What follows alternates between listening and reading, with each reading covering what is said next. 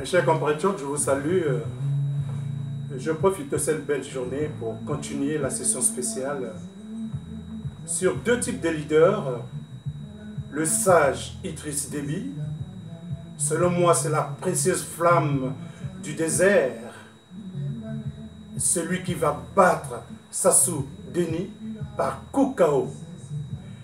La problématique aujourd'hui c'est le prix de l'ingratitude. Le terrain d'expérimentation, bien sûr, c'est la Centrafrique. Qu'est-ce que nous avons constaté là-bas? Mais les lobbyistes de la mort ont choisi ce pays, la République de Centrafrique, pour cannibaliser les populations sous prétexte de guerre, de religion. En effet, de sources sûres, on nous rapporte qu'il y a eu 200 morts à Bangassou, à Bambari, il y en a eu 70, à Bria, mais le décompte est encore attendu. Alors aujourd'hui, lorsque nous traitons Idriss Déby de sage, c'est parce qu'il avait retiré en silence ses troupes. Alors osez encore l'accuser aujourd'hui, ou accuser les troupes tchadiennes, qui retira donc ses troupes dans un silence pédagogique, renforce donc la plainte que les panafricanistes ont décidé d'aller déposer à l'ONU. Quant à ce pays qui regorge de diamants et autres richesses, mais qui trouve la mort de ses populations sous prétexte de guerre de religion, alors qu'en réalité, ce sont les cannibalistes les mêmes.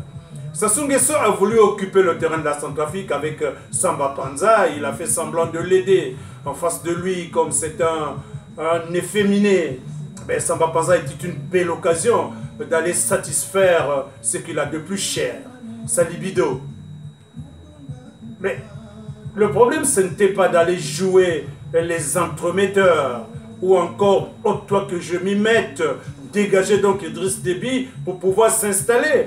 Mais quand on envoie les 700 troupes de Denis Sassou, mais les 700 troupes, près de 200 sont dégagés immédiatement pour indiscipline et incompétence. Aujourd'hui, les 500 et quelques qui sont restés sont taxés aussi d'incompétence et d'indiscipline, incapables d'assumer les tâches même les plus élémentaires. Alors les troupes onusiennes et les incompétentes troupes de Sassou, elles qui sont censées compenser plus efficacement le professionnalisme tchadien, où sont-elles passées? Sont-elles gelées? De l'autre côté, il n'y a pas la glace de l'Arctique. Qu'est-ce qui leur est arrivé de ce côté-là?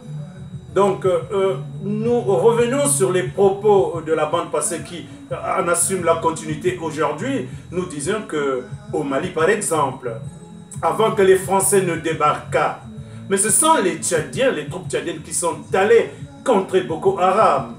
Et en ce moment, le patron de Barkhane, c'était qui, s'il vous plaît? Est-ce que ce n'est pas cet Idriss Déby qui est allé contrer Boko Haram?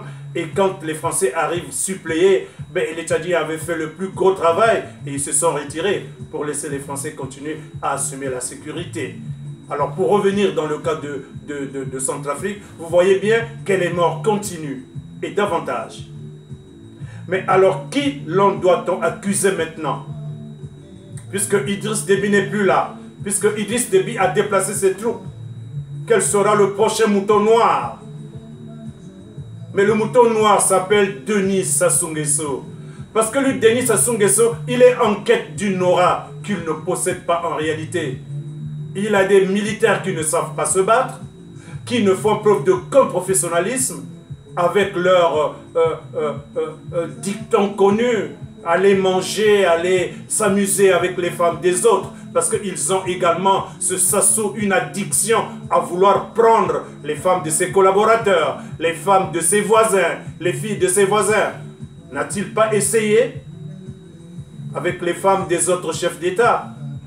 Ça ne nous étonnerait pas qu'un feedback ou quelque chose comme ça, même en silence, se dise.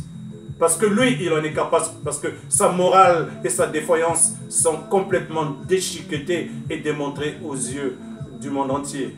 Alors, Bangui, la Centrafrique, ne peut pas être le terrain d'expérimentation des lobbyistes de la mort. Il faut arrêter ce cannibalisme. Oser désigner le vrai coupable. Il s'appelle Denis Sassou. C'est lui qui fiche la merde dans la sous-région. Il est un danger pour lui-même et un danger pour toutes les personnes qu'il côtoie. Je ne vais pas aller plus loin. Souvenez-vous que les morts continuent.